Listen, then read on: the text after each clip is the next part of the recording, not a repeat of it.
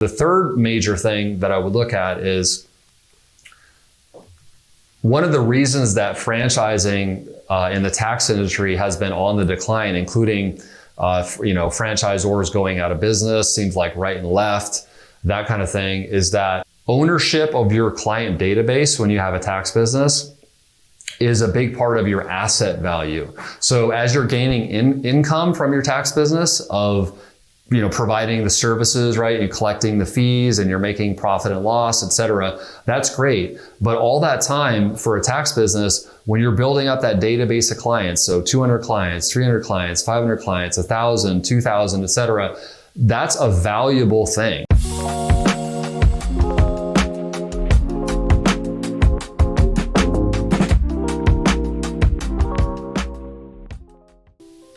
Tax franchises. So I think that franchising in the tax business is something that has been overall on the decline. Okay. And so if you see the numbers of, the biggest tax franchise is H&R Block, right? Other big ones are Jackson Hewitt and Liberty Tax. And so if you look at the number of franchised offices that they've had in recent years, they've been going down. And so in general, tax franchising has been a declining trend. And I like to look at trends as feedback from the marketplace. And so what is that telling us, right? Is that telling us that fewer people are feeling like it's worthwhile to pay for a tax franchise and to buy a tax franchise? Now, with that being said, part of being in business, I feel like, is respecting your competitors and respecting the value that other competitors bring into the marketplace. And so I think there is still a place for tax franchises. Now, if you are somebody that's thinking about buying a tax franchise and you're making an evaluation, we just want to share in this video with you a few thoughts that I would consider before you make that decision. And so the first thing to consider would definitely be the costs, right? So when you are starting an independent tax business, AKA you're not buying a franchise, right? You're not having another brand that you're going to be able to use and signage and all that kind of stuff. You are going to have, in many cases, a much lower cost structure, right? You can start a tax business nowadays from a home office, right? You can get software for, I think we have software for $1,000, right? Or to become a tax professional might cost you a few $100 on our platform. So you're talking about, less than $2,000, you can have a fully functional independent tax business. When you go to franchising, right? What is your franchise fee, right? Maybe it's $10,000, maybe it's $20,000, maybe it's $40,000. And in a lot of cases, if you're financing the franchise fee, right? We don't want to be financially illiterate and say, hey, just because the franchisor is lending me this $40,000 franchise fee, that doesn't mean that it's free, right? You still have to pay it back, right? And then once you pay the franchise fee, that's not really the biggest cost in most cases with franchising if you're going to be successful. The biggest cost is usually the royalty, right? So the royalty is whatever percentage you have to pay the franchisor, the company that you're using their brand and their systems, et cetera. You might have to pay them 12%. You might have to pay them 20% of your gross sales, right? So you want to be able to dig into those numbers and understand what is the break-even point for this business. What does profitability for this business look like at this number of tax returns or this amount of revenue, right? After I pay all those fees, how profitable is this business really going to be for me, okay?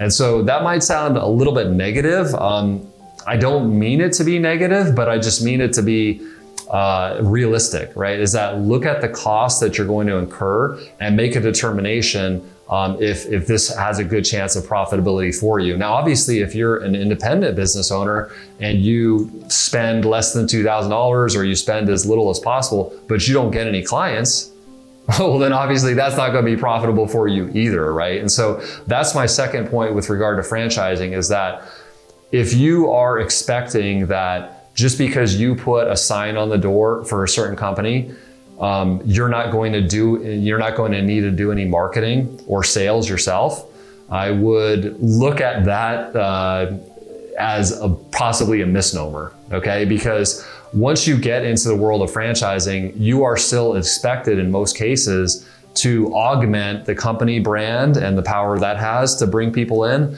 with your actual efforts, right? And that's a lot of the training that you'll get at a franchise, which actually can be great training, is how to do business development, how to get out in your community, right? And so franchisees, in some cases, they're surprised to see that they are the one out on the street dancing in the costume, right? They are the ones going to the different events. They think, well, I bought a franchise, well, I shouldn't need to be doing any marketing. Be careful with that, right? So that's not the way it is in many cases. Now, that being said, the marketing and sales firepower, you could say, that the franchisor puts behind their brand, in many cases, can be great, and it can build trust, right? It can give you the ability to have an office location in a prominent area and really build a bigger and more successful business over time. So again, it's not to knock the franchising, it's just to say, let's go into it with realistic expectations. And so the third major thing that I would look at is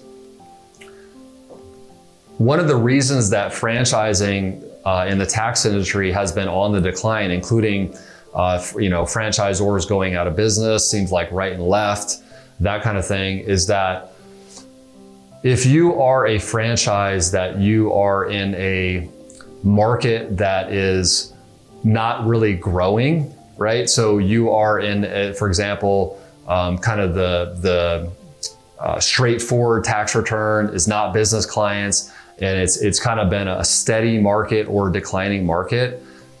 The growth opportunities there in many cases, and the niche aspect of, hey, this is the kind of client that we want to get, and this kind of client is looking for these services very, very actively, versus like a client that they have 20 different options that they can serve their needs. So like a regular 1040 client, nowadays in some cities, you might see, you stand on a corner and you see 10 different tax places that you can go and get that regular 1040 return done, right? So you'll have a franchise that everybody knows their name, but you'll have next to them 2, 3, 4, or 5 other options that can do that return in a comparable way, right? So that says the pricing power, the client acquisition, the client retention may not be as strong for the franchisee versus those more independent businesses. And so I feel like this video turned into like a negative on franchising. I hope it's not that, because I do think for certain people,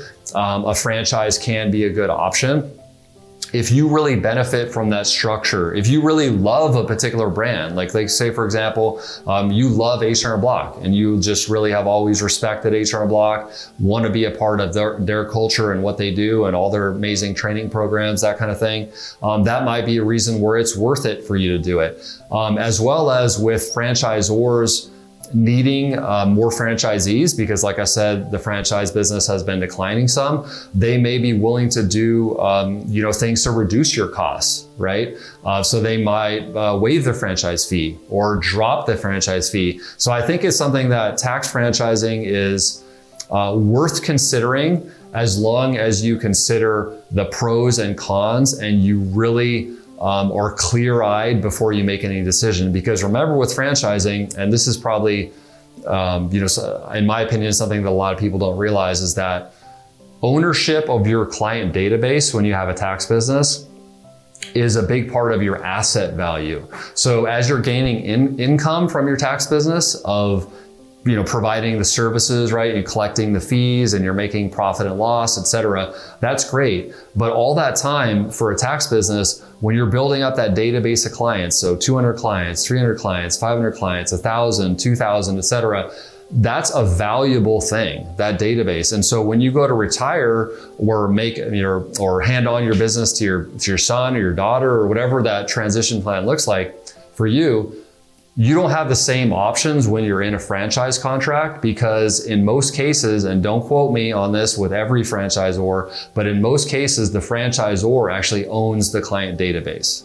So if you leave the franchise, in most cases, again, don't quote me in all cases, you are leaving behind that asset, and you never really truly own that database where you can freely sell it to somebody else for $500,000 or for $1 million or what it might be. You have to go through a lot of different things because that database is actually owned by the franchisor. So again, I don't want to misrepresent any particular franchisor. Always check and the details on a particular franchisor, but that's certainly something to consider because with the tax business, we're not just looking, or at least I'm not just looking for the income from the present day services being provided, but you're looking to build up a business that has value as an asset. So it's another thing to keep in mind. I hope this discussion is helpful to you as you consider franchising. If you have questions about doing an independent tax business versus a franchise tax business, this is actually something that we help people look into all the time.